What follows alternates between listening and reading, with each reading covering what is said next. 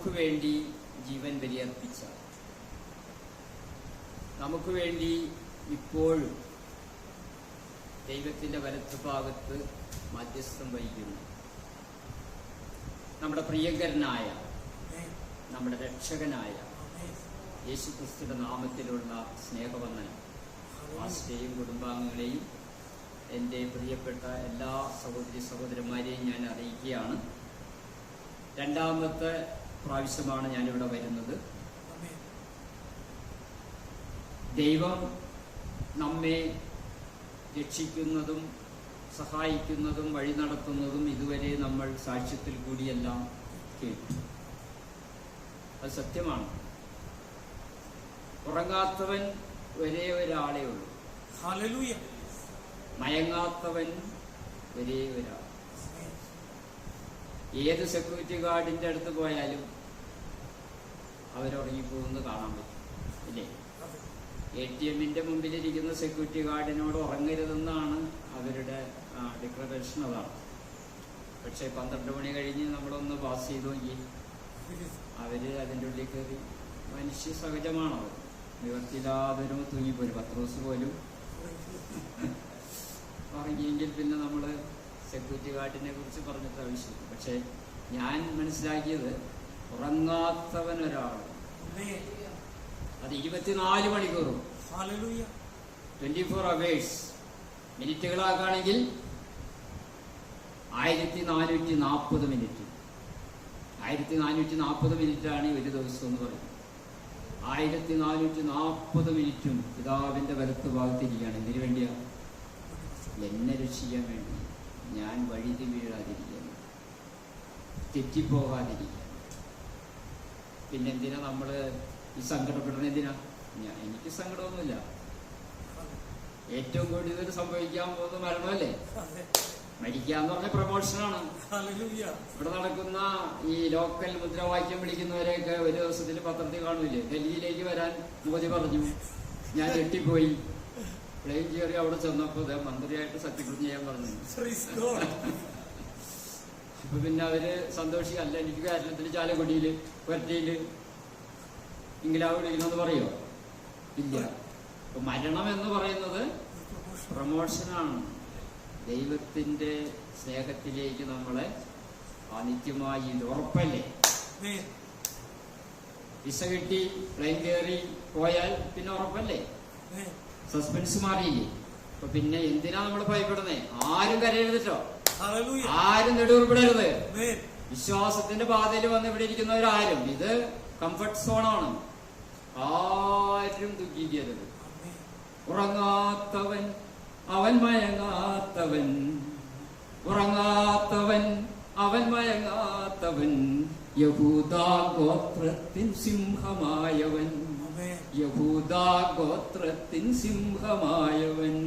നീ അറിഞ്ഞോ ദൈവ പൈതലിൻ കാവൽക്കാരൻ ആരെന്ന്?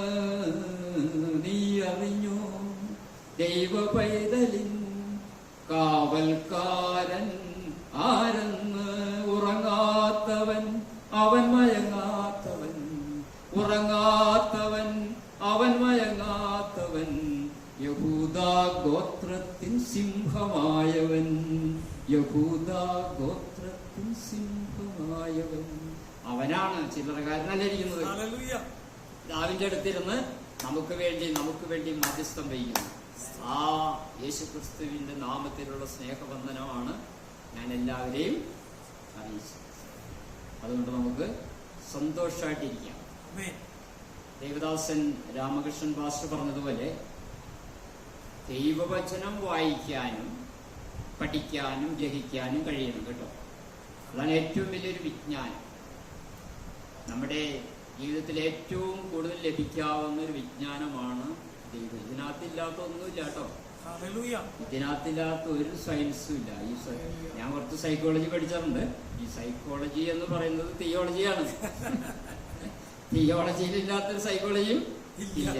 തോമസ് ആൽവ എഡിസൺ ഇത് വായിച്ച് വായിച്ച് വായിച്ച് വായിച്ച് പ്രഗത്ഭനായ മനുഷ്യനാണ്. എബ്രഹാം ലിങ്കൺ അവിടെ പാർലമെന്റിലെ പ്രശ്നങ്ങളൊക്കെ ഉണ്ടാകുമ്പോൾ കീറാമുട്ടി പ്രശ്നങ്ങൾ ഇങ്ങോട്ട് വരും. അടിമക്കച്ചവടമൊക്കെ നിർത്തലാക്കി കഴിഞ്ഞതിന് ശേഷം കീറാമുട്ടി പ്രശ്നങ്ങൾ ഇങ്ങോട്ട് വരുമ്പോൾ ഉത്തരം പറയാൻ പറ്റാതെ വിഷമിച്ച് ജസ്റ്റ് എ മിനിറ്റ് എന്ന് പറഞ്ഞ് ക്യാബിനിലേക്ക് പോകും. അപ്പൊ PA ചെന്ന് നോക്കുമ്പോൾ മുട്ടുകുത്തി ബൈബിള് വായിച്ച് പ്രാർത്ഥിച്ച് തിരിച്ചു വന്ന് ഒരു സൊല്യൂഷൻ പറയും. പാർലമെന്റ് അത് പാസ്സാക്കും.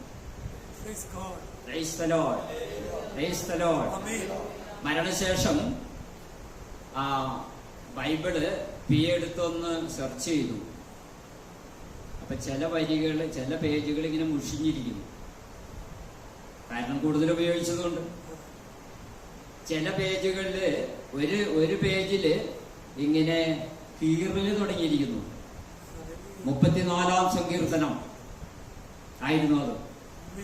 4, 5, 6 വചനങ്ങൾ. ഞാൻ യഹോവയെ വിളിച്ചപേക്ഷിച്ചു, അവൻ എനിക്ക് ഉത്തരമരളി, സകല ഭയങ്ങളിൽ നിന്ന് എന്നെ മോചിപ്പിച്ചു. അവിടത്തെ നോക്കിയവർ പ്രകാശിതരായി. ഇതായിരുന്നു അദ്ദേഹത്തിന്റെ മാസ്റ്റർ പീസ് എന്ന് PAക്ക് മനസ്സിലായി. കാരണം ഇത് തൊട്ടാണ് ഞാൻ യഹോവയെ വിളിച്ചപേക്ഷിച്ചു, അവിടെ നിന്ന് എനിക്ക് ഉത്തരമരളി, സകല ഭയങ്ങളിൽ നിന്നും എന്നെ മോചിപ്പിച്ചു. അവിടത്തെ നോക്കിയവർ പ്രകാശിതരായി. അതുപോലെ ബൈബിൾ വായിക്കാം. കീറിപ്പോണം, കീറിപ്പോയി കഴിയുമ്പോൾ വേറെ വായിക്കാം. വചനം വായിച്ചു വളർന്നാൽ വിളയും. കുഞ്ഞുണ്ണി മാഷോട് ദൈവം പറഞ്ഞു, കുഞ്ഞുണ്ണി, എൻ്റെ ഒരു ഭാവനയാണ് കേട്ടോ, കുഞ്ഞുണ്ണി ഒരു കവിത എഴുതണം. വചനം വായിച്ചു വളർന്നാൽ വിളയും, വചനം വായിക്കാതെ വളർന്നാൽ വളഞ്ഞു പോകും എന്ന് എഴുതാൻ പറഞ്ഞു. കുഞ്ഞുണ്ണി പേനയൊക്കെ എടുത്ത് ഇങ്ങനെ എഴുതി. വചനം എന്ന് എഴുതിയപ്പോ വചനം പിശാചായ കിളി കൊത്തിക്കൊണ്ടുപോയി. പ്രസിദ്ധീകരിച്ചപ്പോ എന്ത് വന്നു? വായിച്ചു വളർന്നാൽ വിളയും, വായിക്കാതെ വളർന്നാൽ വളയും, വായിച്ചാലും വളരും, വായിച്ചില്ലെങ്കിലും വളരും എന്നായിപ്പോയി. അപ്പൊ നമുക്കതൊന്ന് തിരുത്താം. നമ്മുടെ വീടുകളിൽ എന്തെഴുതി വെക്കണം? വചനം വായിച്ചു വളർന്നാൽ വിളയും, വചനം വായിക്കാതെ വളർന്നാൽ വളഞ്ഞു പോകും. ഡോക്ടറോട് പറഞ്ഞെന്ന് പറഞ്ഞില്ലേ വചനം പഠിക്കാൻ? പഠിച്ചില്ല. അനേക മക്കൾ ബാംഗ്ലൂർക്കും കോയമ്പത്തൂർക്കും കർണാടകയിലേക്ക് ഇങ്ങനെ പോകുന്നുണ്ടല്ലോ. രാത്രി ബസ് ഞങ്ങളുടെ അടുത്ത് ആലുവ ബൈപ്പാസിൽ എന്നറിയാം, ഇഷ്ടംപോലെ ലക്ഷറി കോച്ചാണ്. ടോയ്ലറ്റും എല്ലാ സൗകര്യങ്ങളും ഉള്ള, ഇങ്ങനെ ബെർത്തൊക്കെ ഉള്ള പ്ലെയിൻ പോലത്തെ ബസ്സാണ് പോകുന്നത്. ആ മക്കളൊക്കെ ഇങ്ങനെ അവിടെ പോയി ടെക്നോളജിയും മൈക്രോബയോളജി പഠിക്കാവുന്ന എല്ലാ ബയോളജിയും ടെക്നോളജിയും പഠിച്ച് തിരിഞ്ഞവരാണ്. പക്ഷെ ഇത് മാത്രം പഠിക്കുന്നില്ല. തിരിച്ചു വരുന്ന എങ്ങനെയാണ്? വളഞ്ഞു വരുന്നു. ഞാൻ 19 വർഷമായി കൗൺസിലിംഗ് എന്നുള്ളൊരു ശുശ്രൂഷയും കൂടി നടത്തുന്നു. പല മക്കളും വന്ന് ആ വളഞ്ഞ് പോയ കാര്യം പറയാണ്. ആത്മഹത്യാ പ്രവണതയായിട്ട് വരുന്നവര്, പലതരത്തിലുള്ള അവിഹിത ബന്ധങ്ങളിൽ ഏർപ്പെട്ടവര്, ജീവിതം നശിച്ചു പോയത്, വിശുദ്ധിയില്ലാത്തവർ. പൗലോസ് പറഞ്ഞ ആ തിമോത്തിയോസിന്റെ അന്ത്യകാലത്ത് ദുർഘട ശ്രമങ്ങൾ വരുമെന്ന് പറഞ്ഞത് അതേപടി യുവജനങ്ങളിൽ നടന്നുകൊണ്ടിരിക്കുകയാണ്. കാരണം എന്താ? വചനം വായിക്കാതെ അവർ പഠിക്കുന്നു. അതേസമയത്ത് ചില കുട്ടികള് എന്നെ വിളിക്കാറുണ്ട്. അവര് ആ ദുർഘടസന്ധിയിൽ ഇരുന്നിട്ട് എങ്ങനെയെങ്കിലും കോഴ്സ് കഴിഞ്ഞ് പോന്നാ മതി സാറേ. കാരണം അശുദ്ധിയുടെ പശ്ചാത്തലത്തിലാണ് പ്രാർത്ഥിക്കുന്നത്. അവിടെ അവർ വചനം വായിച്ച് അവർ വിളഞ്ഞു വരുന്നു. മറ്റുള്ളവർ വചനം വായിക്കാതെ വളഞ്ഞു പോകും. അതുകൊണ്ട് നമ്മുടെ ഭവനങ്ങളിൽ എഴുതണം, വചനം വായിച്ചു വളർന്നാൽ വിളയും, വചനം വായിക്കാതെ വളർന്നാൽ. ആ ഗതി നമ്മുടെ മക്കൾക്ക് സംഭവിക്കാതിരിക്കാൻ വചനം വായിപ്പിക്കണം. അരമണിക്കൂറെങ്കിലും വചനം വായിപ്പിക്കാതെ ഹോംവർക്ക് ചെയ്യിക്കരുത്. ആഹാരം കൊടുക്കരുത്. ചെറുപ്പത്തിൽ LKG തുടങ്ങി പഠിപ്പിക്കണം. LKG തുടങ്ങി ഗ്രാജുവലി മതി. ഒരു 5 മിനിറ്റ് വരെ വചനം വായിക്കണം. 10 മിനിറ്റ് അതിങ്ങനെ കൂട്ടി കൊണ്ടുവരുമ്പോൾ അവർ വായിച്ചോളും. അതേപോലെ beginning prayer and closing prayer. രാവിലെ എഴുന്നേൽക്കുമ്പോൾ പ്രാർത്ഥിക്കുക പ്രാർത്ഥനയോടെ. ഗാന്ധിജി പോലും അത് പറഞ്ഞിട്ടുണ്ടല്ലോ. ഗാന്ധിജി പറഞ്ഞിരിക്കുന്നത് എന്താണ്? പ്രാർത്ഥന എന്നത് പ്രഭാതത്തിന്റെ താക്കോലും പ്രദോഷത്തിന്റെ ഓടാമ്പലും. ഓടാമ്പലും എന്ന് പറഞ്ഞാൽ വാതിലിട്ടിട്ട് ഇങ്ങനെ പഴയ പ്രഭാതത്തിന്റെ താക്കോല്, അതായത് തുറക്കുന്നത് പ്രാർത്ഥന കൊണ്ടായിരിക്കും. പ്രദോഷത്തിന്റെ ഓടാമ്പനി, പ്രാർത്ഥന എന്നൊന്നില്ലായിരുന്നെങ്കിൽ ഞാൻ ഭ്രാന്ത് പിടിച്ചു പോയെന്ന് ഗാന്ധിജി എഴുതിയിരുന്നു. പ്രേരിച്ച് വണ്ടർ പവർ, പ്രാർത്ഥന ഒരു ഊർജമാണ്, കരണ്ടാണ്, ശക്തിയാണ്. പ്രാർത്ഥിക്കുമ്പോഴാണ് നമ്മുടെ ശരീരത്തിൽ ആൽഫ ബീറ്റ തരംഗങ്ങൾ കൂടുതലുണ്ടാകുന്നത്. സുഖസമൃദ്ധിയിലാണ് ഈ ആൽഫ ബീറ്റ തരംഗങ്ങൾ ഉണ്ടാകുന്നത്. പ്രാർത്ഥിക്കുമ്പോഴാണ് മനുഷ്യന്റെ ശരീരത്തിൽ ഏറ്റവും കൂടുതൽ ആൽഫ ബീറ്റ തരംഗങ്ങൾ ഉണ്ടാകുന്നെന്ന് ഡോക്ടർ തോമസ്, അദ്ദേഹത്തിന്റെ ഫുൾ നെയിം മറന്നുപോയി, അദ്ദേഹത്തിന്റെ ടെക്സ്റ്റ് ഉണ്ട്, പ്രയർ ഈസ് വണ്ടർ പവർ എന്ന് പറഞ്ഞ ടെക്സ്റ്റ് ഉണ്ട്. അദ്ദേഹം നിരീശ്വരവാദിയായിരുന്നു.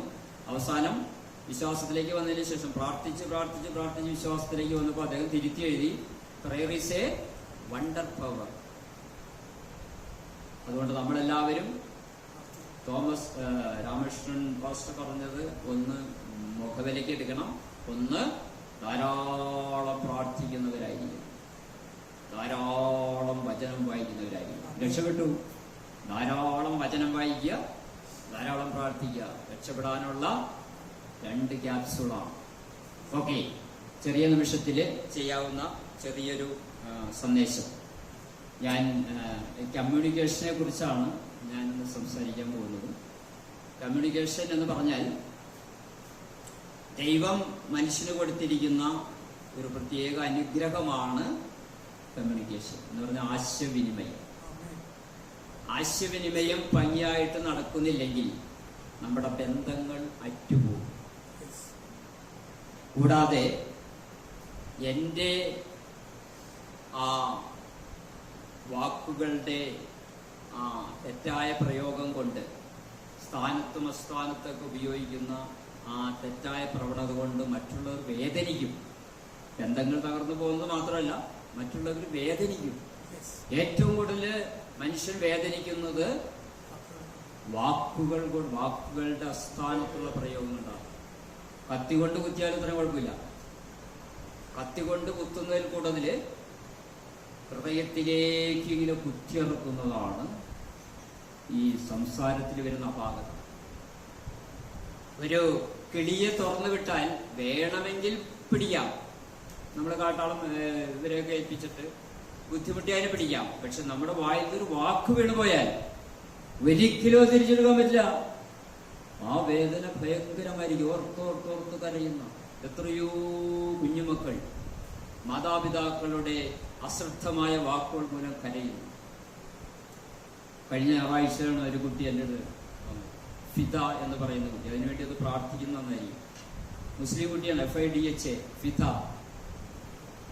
അത് പറയാണ്,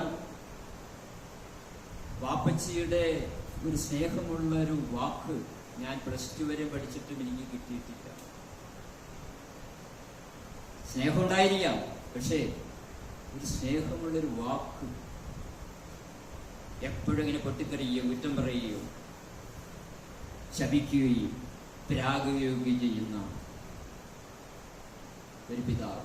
അദ്ദേഹം മാത്രമല്ല, ഒത്തിരി പേര് വിശ്വാസികളുടെ ഇടയിൽ പോലും. അതുകൊണ്ട് നമുക്ക് അതൊന്ന് ക്ലിയർ ചെയ്യാനായിട്ട് ഇന്നത്തെ ഈ സമയം നമുക്ക് ചെലവിടും. നമ്മുടെ ബന്ധങ്ങൾ മുറിഞ്ഞു പോകരുത്, മെച്ചപ്പെടണം, കൂടുതൽ മെച്ചപ്പെടണം. ഇപ്പം കമ്മ്യൂണിക്കേഷനിൽ 3 കാര്യങ്ങളാണുള്ളത്. ഒന്ന് verbal, non verbal and listening എന്ന് പറഞ്ഞാൽ ഇപ്പം നമ്മൾ സംസാരത്തിൽ വരുന്ന ഒരു ആശയവിനിമയം. രണ്ടാമത്തത് നോൺ വെർബൽ, നമ്മുടെ ഫേസ് എക്സ്പ്രഷൻ അല്ലെങ്കിൽ സൈൻ, നമ്മൾ അടയാളങ്ങൾ ഇങ്ങനെ കാണിക്കില്ലേ. അതേപോലെ മുഖം കൊണ്ടുള്ള കാര്യം നമുക്ക് ഇഷ്ടപ്പെടാതെ വരിക. ആരെങ്കിലും വിരുന്നാര് വരുമ്പോൾ ചിലപ്പോൾ ഇഷ്ടമില്ലാത്തവരാണെങ്കിൽ ചിലപ്പോൾ ഇല്ലേ, ബസ്സിലിപ്പോൾ തിരക്കുള്ള സീറ്റില്ല, നമ്മുടെ അടുത്തിരിക്കുന്നത് ഒരു കുഷ്ഠരോഗിയോ അല്ലെങ്കിൽ കുളിക്കാത്തവരൊക്കെ ആളാണെങ്കിൽ നമ്മൾ സീറ്റ് ഭരിക്കുമ്പോൾ അപ്പൊ ഒന്നും പറയണില്ല അവിടെ. അപ്പൊ അവിടെ ബോഡി ലാംഗ്വേജ് ആണ്, അതായത് നമുക്ക് ഇഷ്ടമില്ലാന്ന്. ലിസണിങ് വേറൊരു കാര്യം, മറ്റുള്ളവർ പറയുമ്പോൾ സന്തോഷത്തോടുകൂടി കേൾക്കുന്നുണ്ടോ, അതേ അരോചകമാണോ. അപ്പൊ ഈ 3 കാര്യത്തിലാണ് ഈ കമ്മ്യൂണിക്കേഷൻ. അപ്പൊ 3 കാര്യത്തിൽ നമ്മൾ ക്രിസ്തീയ മക്കൾ പ്രത്യേകം ശ്രദ്ധിക്കണം. അതിന് പറ്റിയൊരു ഭാഗമാണ് ആദ്യം വായിക്കാൻ പോകുന്നത്. സദൃശവാക്യങ്ങൾ 25-ാം അധ്യായം 11-ാം വചനം.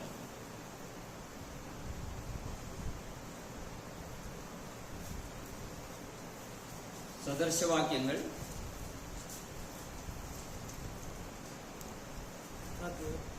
25-11.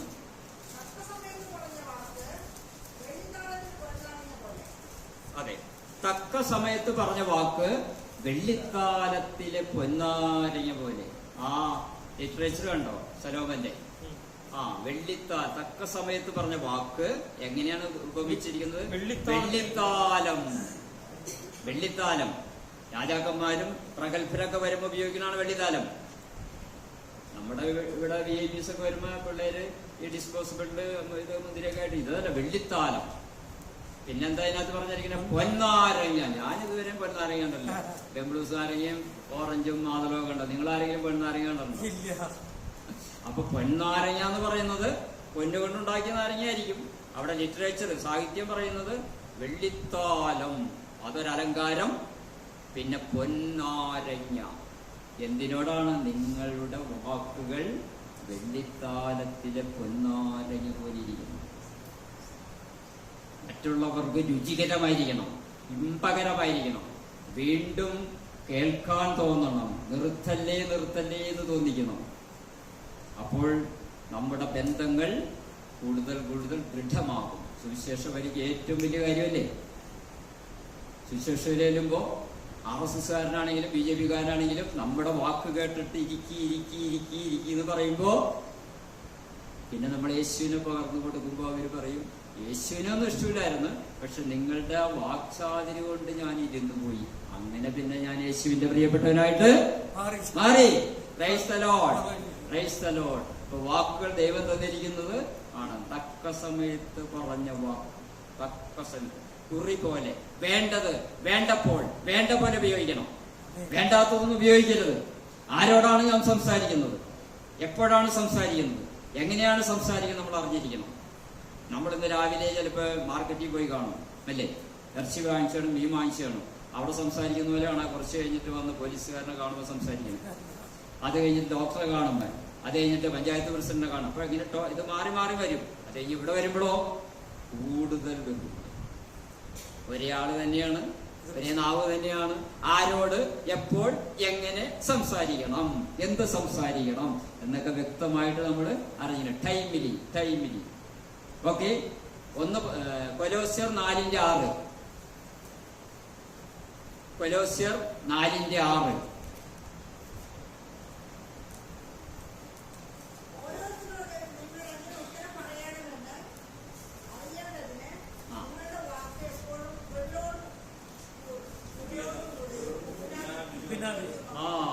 ഓരോരുത്തരോട്, ഇപ്പൊ ഞാൻ പറയണതല്ല, ഇത് പൗലോസ് പറയണല്ലേ, ഓരോരുത്തരോട് നിങ്ങൾ എങ്ങനെ സംസാരിക്കണമെന്ന് അറിയേണ്ടതിന് നിങ്ങളുടെ വാക്കുകൾ കൃപയോടുകൂടിയതായിരിക്കണം. First thing, ഉപ്പിനാരസം വരുന്നവരാണ്. ഉപ്പല്ലേ രസം വരുന്നത്. 800 രൂപയാണ് ഇപ്പൊ മാർക്കറ്റില്. ഞങ്ങളുടെയൊക്കെ നാട്ടില് 800 രൂപയുണ്ട്. അപ്പൊ അതൊക്കെ വാങ്ങിച്ച് വലിയ മുളക് ചേർക്കാവും എല്ലാം ചേർത്ത് കറി വെച്ചു. പക്ഷേ മമ്മി ഉപ്പിടാൻ മറന്നുപോയി എന്ന് വിചാരിക്കുക. ആ കറി എങ്ങനെ ഇരിക്കും അല്ലേ? ഇങ്ങനെ പറഞ്ഞു പോകും. എന്തിനാ 800 രൂപ കളഞ്ഞ? ഉരുളക്കിഴങ്ങ് പാല് കഴിഞ്ഞേറി വെച്ചിട്ട് ഇത്തിരി ഉപ്പിട്ടെങ്കിൽ ഇതിലും ഭംഗിയായിരുന്നില്ലേ എന്ന് ചോദിക്കും. അപ്പൊ ഉപ്പാണ് രസം വരുന്നത് അല്ലേ? വില കുറഞ്ഞ സാധനമാണ്. പണ്ടൊക്കെ എന്റെ ചെറുപ്പകാലത്ത് ഉപ്പ് പുറത്തു വയ്ക്കുള്ളൂ. ആരെടുത്ത് അകത്ത് വയ്ക്കൂല. ഇപ്പോഴാണുള്ള പാക്കറ്റിലൊക്കെ ഒരു ചാക്കില് പലചരക്കടയുടെ പുറത്ത് എപ്പോഴും ഉപ്പ് പുറത്തുണ്ടോ? ആർക്കാണെങ്കിലും എടുത്തുണ്ടോ? അത്ര വില കുറഞ്ഞ സാധനമാണെങ്കിൽ ഇതില്ലാതെ പറ്റുമോ? ഉപ്പില്ലെങ്കിൽ അടുത്ത വീട്ടിൽ പോയി വാങ്ങിക്കും. അപ്പൊ മർമ്മപ്രധാനമായ ഒരു സാധനമാണ് ഉപ്പ്. എന്താ കാരണം? ഉപ്പാണ് രുചി വരുത്തുന്നത്. ഇവിടെ പൗലോസ് പറയുന്നു, നിങ്ങളുടെ വാക്കുകൾ കൃപയോടുകൂടിയതായിരിക്കണം, ഉപ്പിനാരസം വരുത്തുന്ന പോലെയായിരിക്കും. ഉപ്പ് എങ്ങനെയാണ് കറിക്ക് പലഹാരത്തിന് രസം, എന്തും പലഹാരത്തിന് ചേർക്കും. ഉപ്പ് രസം വരുത്തുന്നത് പോലെ നിങ്ങളുടെ വാക്കുകൾ രസത്തോടു കൂടിയത് ആയിരിക്കണം. ഓക്കെ, ഞാൻ പറഞ്ഞതെല്ലാം മനസ്സിലായില്ലേ? ഇനി 1 പത്രോസ് 3:15. 1 പത്രോസ് 3:15. നിങ്ങളുടെ പ്രത്യാശയെക്കുറിച്ച് ന്യായത്തോടും സൗന്ദര്യവും ഭയഭക്തിയും കൊണ്ട് പ്രതിവാദപരമായി എപ്പോഴും ഒരുങ്ങിയിരിക്കും. നിങ്ങളുടെ പ്രത്യാശയെക്കുറിച്ച് ന്യായം ചോദിക്കുന്ന ഏവനോടും ഭയഭക്തിയോടും സൗമ്യതയോടും. കണ്ടോ എങ്ങനെയായിരിക്കണം?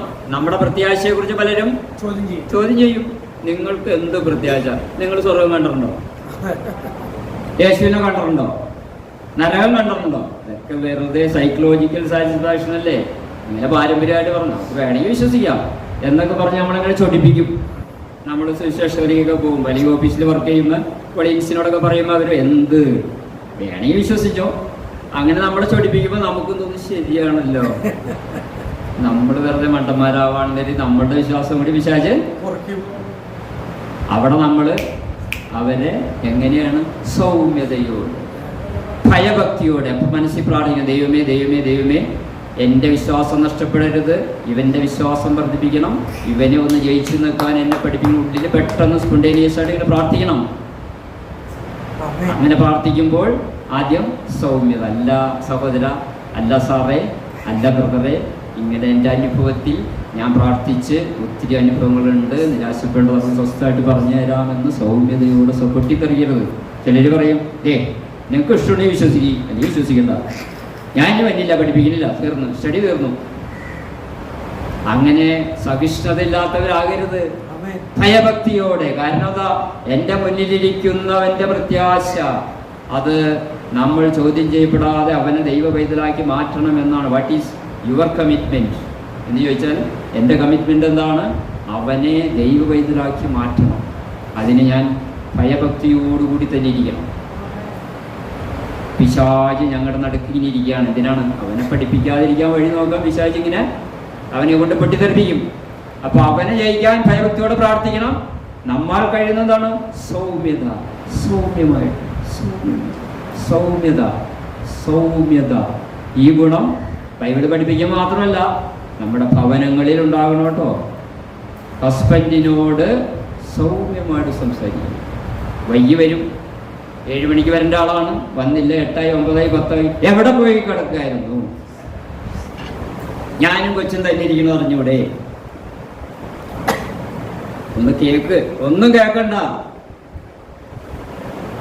അച്ചായൻ അവിടെ ബ്ലോക്കിൽ കിടക്കായിരുന്നു, ഇവിടെ വരണമെന്ന് ഭയങ്കര ആഗ്രഹമുണ്ട്, ചാടി വരാൻ പറ്റും. സൗമ്യമായിട്ട് ഇച്ചായ, ഇത് തന്നെ ഭർത്താവിനോട് ചോദിക്കാം, ഇച്ചായ ഞാനും കൊച്ചും തന്നെയല്ലേ ഉള്ളൂ, എത്ര നേരമായി കാത്തിരിക്കണം, എന്ത് പറ്റി എന്നോട് ചോദിച്ചൂടെ? ഈ നാവ് തന്നെയല്ലേ അതിന് ഉപയോഗിക്കുന്നേ. സൗമ്യതയോടെ ദൈവവചനം പറയുന്നു, ഭയഭക്തിയോടെ സൗമ്യതയോടെ. മക്കൾ തോറ്റുപോയി പരീക്ഷയ്ക്ക് എന്ത് ചെയ്യും? അടിച്ചു പിടിച്ച് ഓടിച്ച് വഴക്ക് പറയണോ? മോനെ എന്താണ് പറ്റിയേ? സാരമില്ല, ഞാൻ സഹായിക്കാം, നമുക്ക് ഒരുമിച്ച് ട്രൈ ചെയ്യാം എന്ന് സൗമ്യതയോടെ പറഞ്ഞൂടെ? സൗമ്യതയോടെ ഭയഭക്തിയോടെ സൗമ്യതയോടെ എല്ലാ രംഗങ്ങളിലും പാസ്റ്റർമാരായാലും നമ്മുടെ സഭാംഗങ്ങളോട് സൗമ്യതയോടെ സംസാരിക്കും. നമ്മുടെ ശത്രുക്കളായാലും സൗമ്യതയോടെ സംസാരിക്കും. നാം എവിടെയെങ്കിലും ക്യൂ നിൽക്കുമ്പോൾ ആരെങ്കിലും ഇടയ്ക്ക് കയറിയാലും സൗമ്യതയോടെ. നിങ്ങളുടെ സൽപ്രവൃത്തികളെ കണ്ടിട്ട് മറ്റുള്ളവർ ദൈവത്തെ സ്തുതിക്കേണ്ടതിന്. ഞാനൊരു വിശ്വാസിയാണ്, മറ്റുള്ളവർ എങ്ങനെ അറിയണം? എൻ്റെ പ്രവർത്തനം പോലും അറിയണം. ഞാനിത് പ്രസംഗിച്ചുകൊണ്ട് ഞാൻ എവിടെയെങ്കിലും ക്യൂ നിൽക്കുമ്പോൾ ആരെങ്കിലും മുമ്പിൽ കയറി കഴിഞ്ഞാൽ ഞാൻ ചൂടായി ഒച്ചമേൾ കൊടുക്കരുത്. ഞാൻ തിരക്കുള്ള ബസ്സിൽ കയറുമ്പോൾ എൻ്റെ കാലിൽ ആരെങ്കിലും പിള്ളേർ ചവിട്ടിക്കഴിഞ്ഞാൽ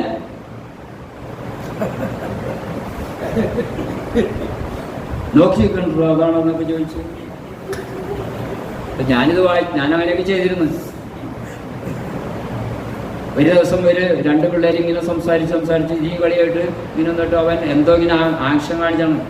ഈ മുട്ടുകൈ ഒന്ന് ഇവിടെയും മുട്ടത്തലയിൽ ഞാനങ്ങോട്ട് ഭയങ്കരമായിട്ട് വേദനിച്ചു. വേദന എന്ന് പറഞ്ഞാൽ ഭയങ്കര വേദന. അപ്പം എന്ത് ചെയ്യാൻ പറ്റും?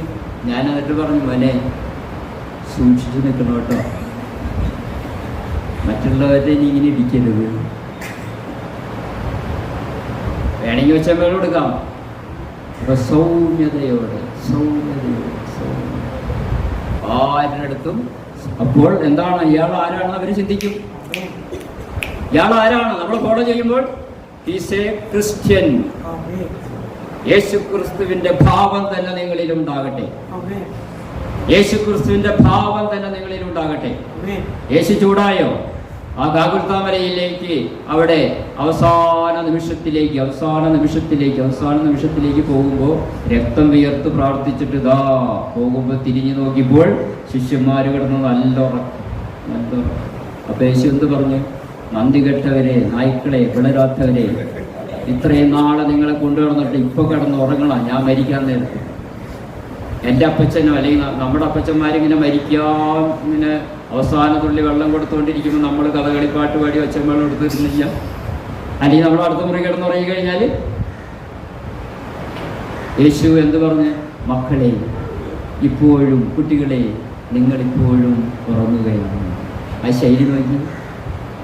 തീരാവേദന അനുഭവിക്കും. മക്കളെ ഇപ്പോഴും നിങ്ങൾ ഉറങ്ങുകയാണ്. യേശു ക്രിസ്തുവിന്റെ ഭാവം തന്നെ നിങ്ങളിലും. എന്താണ് ഭാവം? സൗമ്യത.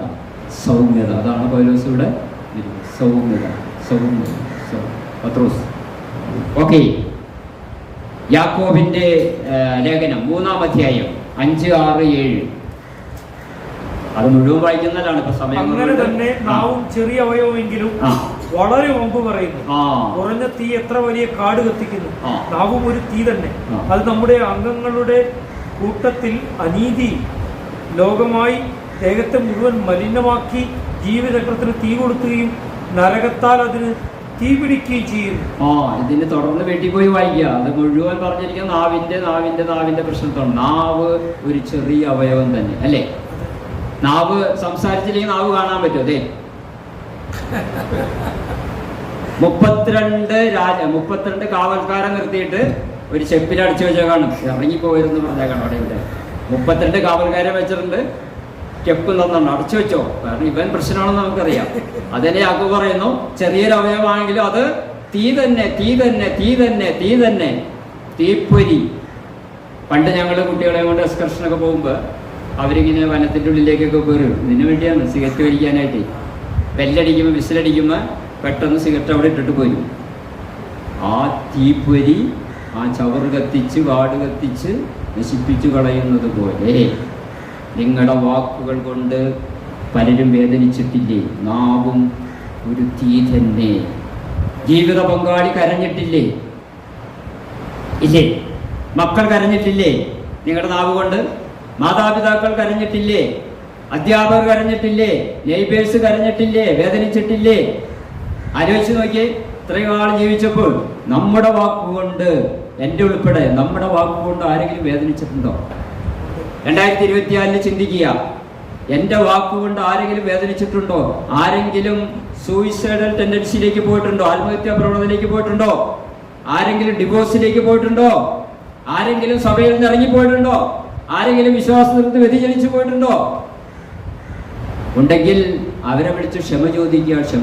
തെറ്റിപ്പോയി. എൻ്റെ നാവ് കൊണ്ട് ഞാൻ നിങ്ങളെ വേദനിപ്പിച്ചു, ക്ഷമിക്കണം. കത്തി ഹൃദയത്തിൽ കുത്തിയിറക്കുന്നതിൽ ഭയാനകമാണ് വാക്കുകൊണ്ട് വേദനിക്കും. നീയൊന്ന് ജീവിക്കണ്ടടാ എന്ന് മക്കളോട് പറയരുത്. കുസൃതി കാണിക്കും, ചിലപ്പോൾ തലവേദന എടുക്കും. നീയൊന്നും ജീവിക്കണ്ടടാ, നീയൊന്നും ജനിക്കണ്ടായിരുന്നു. Don't existing. അവരെ വേദനിപ്പിക്കരുത്. ആരെയും വേദനിപ്പിക്കരുത്. നമ്മുടെ വാക്കുകൾ കൊണ്ട് നമ്മുടെ മനോഭാവം എന്താണെന്ന് മറ്റുള്ളവർ അറിയും. Your words reveal your attitude. Your words reveal your character. നിങ്ങളുടെ സ്വഭാവം എന്താണെന്ന് മറ്റുള്ളവർക്ക് വെളിപ്പെടും. Your words reveal your culture. നിങ്ങളുടെ സംസ്കാരം എന്താണെന്ന് നിങ്ങളുടെ വാക്കുകൊണ്ട് മറ്റുള്ളവർക്ക് മനസ്സിലാവും. അതുകൊണ്ട് വാക്കുകളെ വളരെ മനോഹരമായിട്ട് ഉപയോഗിക്കണം. ആരെയും വേദനിപ്പിക്കാതിരിക്കാൻ, എല്ലാവരെയും എൻകറേജ് ചെയ്യാനാണ് തമ്പുരാൻ നാക്ക് തന്നിരിക്കുന്നത്. ആരെയും ഡിസ്കറേജ് ചെയ്യരുത് കേട്ടോ. ആരെയും നിരുത്സാഹപ്പെടുത്തരുത്, ആരെയും നിരാശകരാകരുത്. ആരായാലും, വിശ്വാസിയായാലും ആരായാലും എല്ലാവരെയും എൻകറേജ് ചെയ്യണം. പ്രചോദനാത്മകമാക്കി മാറ്റണം. യാക്കോബിന്റെ തന്നെ 5-ാം അധ്യായം 12-ാം വചനം. കൂടുതൽ എക്സ്പ്ലനേഷനിലേക്ക് പോകുന്നില്ല, വിശേഷാൽ സഹോദരന്മാരെ, സ്വർഗത്തെയോ ഭൂമിയെയോ മറ്റ് യാതൊന്നിനെയും ചൊല്ലി സത്യം ചെയ്യരുത്. ശിക്ഷാവിധിയിൽ അകപ്പെടാതിരിക്കുവാൻ നിങ്ങൾ ഉവ്വെന്ന് പറഞ്ഞാൽ ഉവ്വെന്നും ഇല്ല എന്ന് പറഞ്ഞാൽ ഇല്ല എന്നും. ക്രിസ്തീയ മക്കൾ സ്റ്റേണായിട്ട് നിൽക്കണം, ട്രാൻസ്ജെൻഡർ ആവരുത് കേട്ടോ. ട്രാൻസ്ജെൻഡർ എന്ന് പറഞ്ഞാൽ മനസ്സിലായി, അതാവരുത്. ഐ ആം ദി ഗ്രേറ്റ്, ഞാൻ വാക്ക് പറഞ്ഞാൽ വാക്കാണ്. I am a Christian.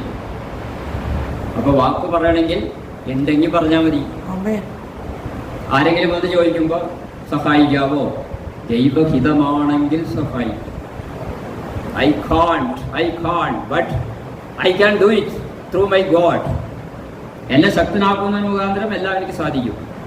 ആരെങ്കിലും വന്ന് ചോദിക്കുമ്പോൾ എൻ്റെ മകളുടെ കല്യാണം ഉറപ്പിച്ചു, എന്തെങ്കിലും തരാവോ? എന്നാണ് അടുത്ത മാസം, ഓക്കെ ഞാൻ ഇത്ര തന്നേക്കാം. അങ്ങനെ ഓഫർ കൊടുത്താൽ നമ്മളത് ഒരുക്കി വെക്കണം. അതൊക്കെ ആ പാവം വിചാരിച്ച് വിശ്വസിച്ച് പോയി. മനസ്സമ്മതം അല്ലെങ്കിൽ ഇത് വന്നപ്പോൾ വന്ന് ചോദിച്ചപ്പോൾ അയ്യോ അങ്ങനെ പറഞ്ഞു, പക്ഷേ റബ്ബറ് അത് മക്കള് ഇങ്ങനെ. എൻ്റെ ചേട്ട അന്ന് പറയാതിരുന്നില്ല എന്ന് പറഞ്ഞാൽ പോരായിരുന്നോ? നമ്മുടെ വീട്ടിൽ ഒത്തിരി പണം ഇരിപ്പുണ്ട്, മറ്റുള്ളവർക്ക് കൊടുക്കണമെന്ന് തമ്പുരാൻ പറഞ്ഞിട്ടുണ്ടോ? നിർബന്ധം ഇഷ്ടടി കൊടുക്കാം. ഇപ്പം എൻ്റെ അടുത്ത് വന്ന് ആരെങ്കിലും പണം ചോദിച്ചാൽ ഇല്ല തരാൻ പറ്റൂല, ഇവിടെ ഇഷ്ടംപോലെ ഇരിപ്പുണ്ട്, തരാൻ പറ്റില്ല എന്ന് പറഞ്ഞാൽ വലിയ വിഷമമൊന്നുമില്ല. അയാൾ ഇത്ര കൂടുതലാണെന്ന് പറയുള്ളൂ. പക്ഷെ നമ്മൾ ഉവ്വാന്ന് പറഞ്ഞിട്ട് തരാന്ന് പറഞ്ഞിട്ട് ആ തലേദിവസം കൊടുക്കാതിരിക്കുന്നത് അതാണ്. നിങ്ങളുടെ വാക്ക് ഉവ്വ എന്നായിരിക്കണം, ഇല്ല യെസ് ഓർ നോ.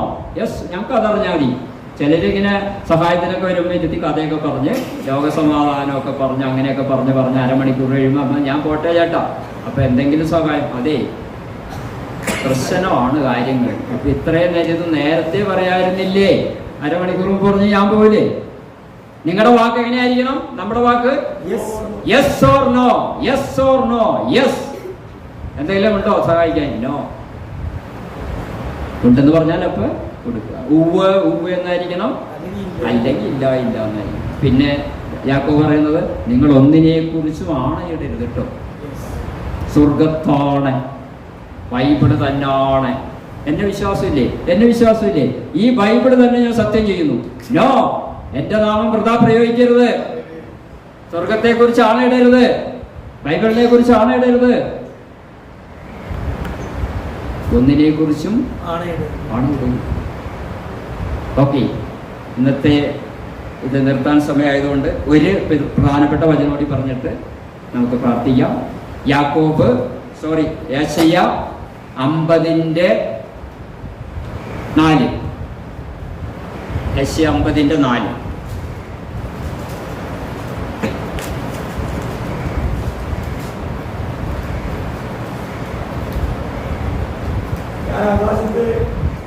50:4.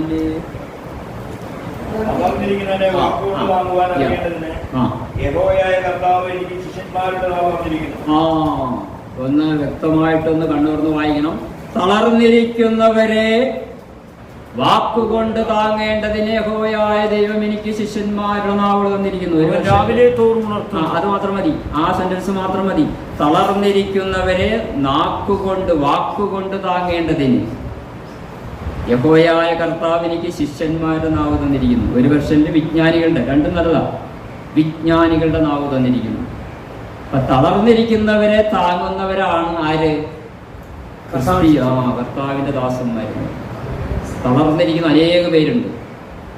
തളർന്നിരിക്കുന്ന അനേക പേര് ചാലക്കുടി കൊറ്റി ഭാഗത്തുണ്ട്. അവരെ താങ്ങണം.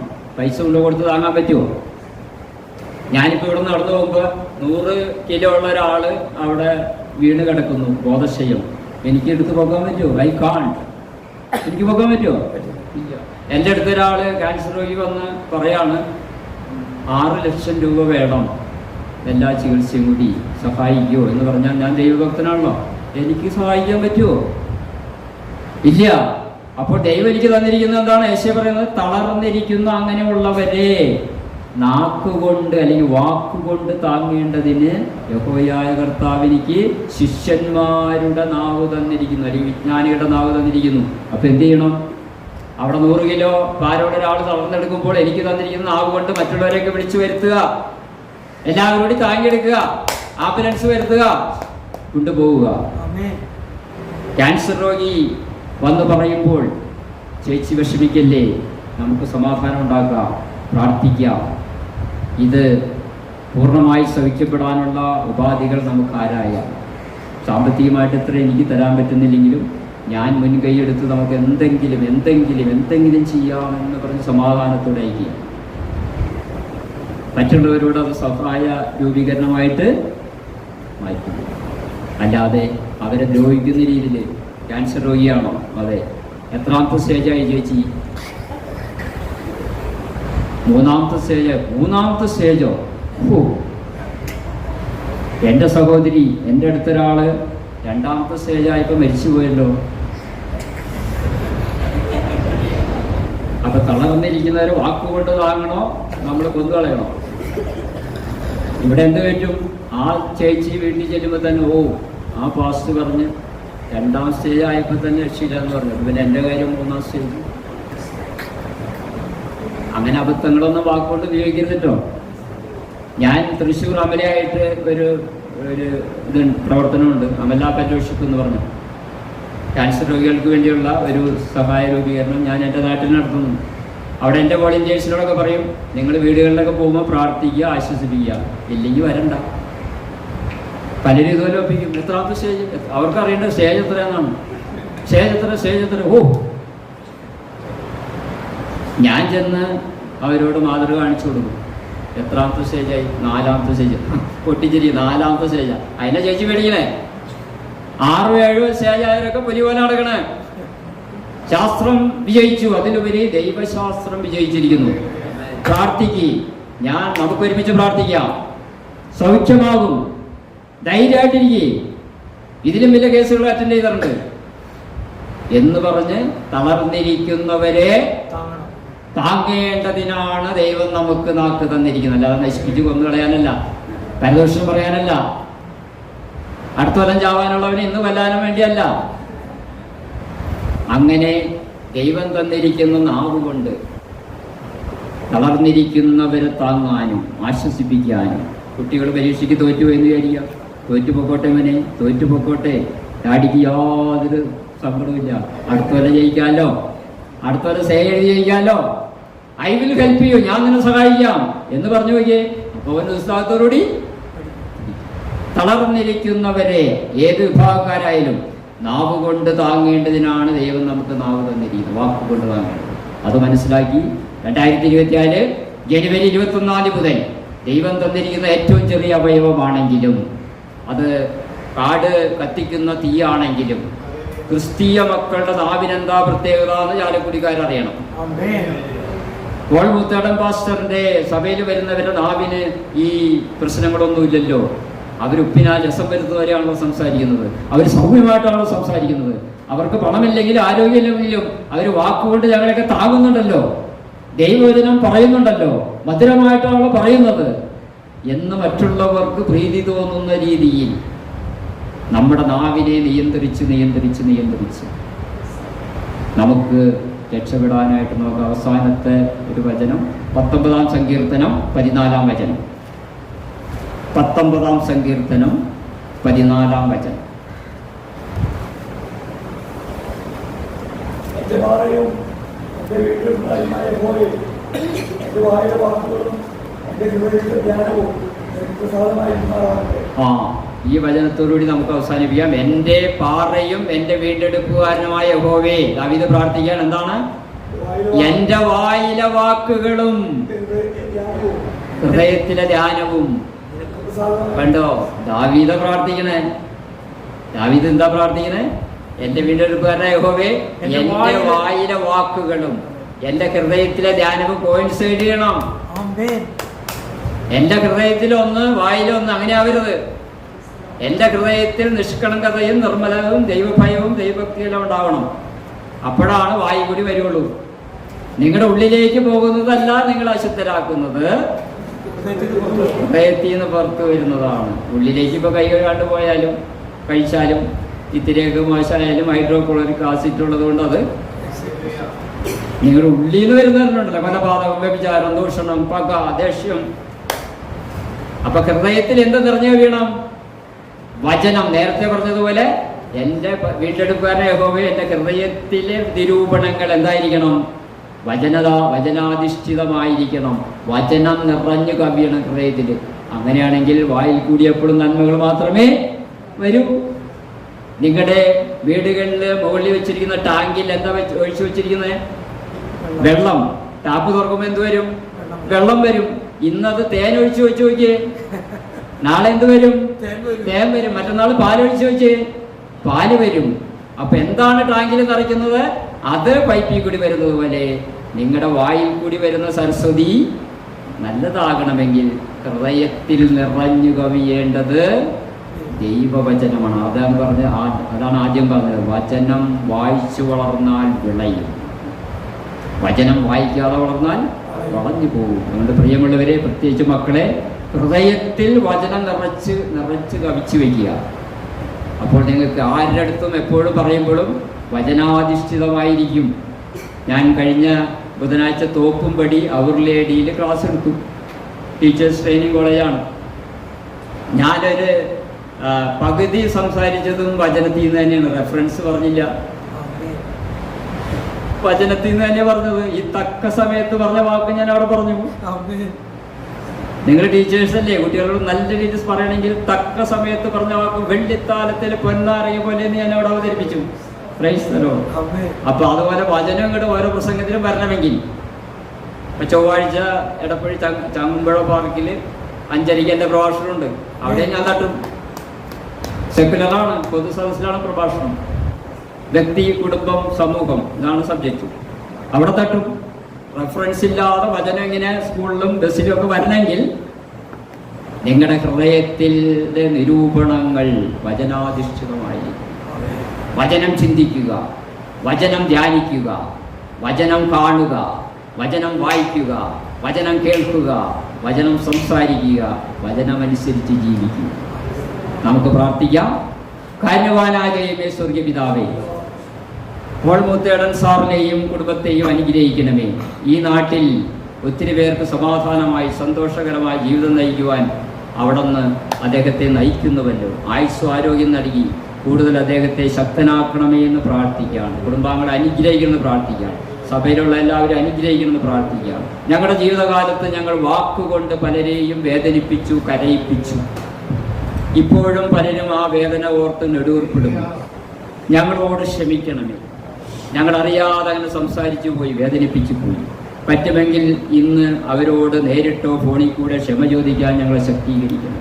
ഇനി ഒരിക്കലും ആരെയും നാക്കുകൊണ്ട് വേദനിപ്പിക്കാതിരിക്കാൻ, ദൈവത്തിൻ്റെ മഹത്വത്തിന് വേണ്ടി മാത്രം നാവ് ഉപയോഗിക്കാൻ അടിയങ്ങളെ ശക്തീകരിക്കണമെന്ന് പ്രാർത്ഥിക്കുന്നു. പ്രാർത്ഥന കേട്ടതുകൊണ്ട് സ്തോത്രം. യേശുക്രിസ്തുവിൻ്റെ ധന്യമായ നാമത്തിൽ തന്നെ ആമേൻ.